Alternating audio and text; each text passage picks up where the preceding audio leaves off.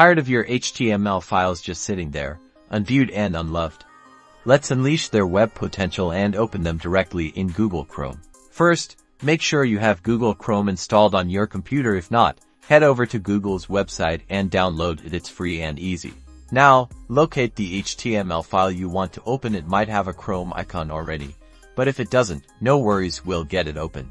Here's the super simple drag and drop method. Click and hold on your HTML file, then drag it directly onto an open Google Chrome window. Release the mouse button, and bam, your web page will instantly appear in Chrome. If dragging and dropping isn't your style, here's another way. Open Google Chrome and look for the three dots in the upper right-hand corner. Click those dots and a menu will appear. Select the Open File option from the drop-down menu.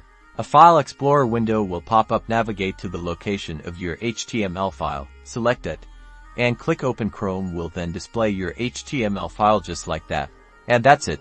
You've successfully opened your HTML file in Google Chrome. You can now view the web page and even inspect the code by right-clicking on the page and selecting View Page Source or Inspect. This is perfect for web development, testing your designs, or simply viewing web content stored locally. Now you can finally get that HTML file opened. Have fun exploring.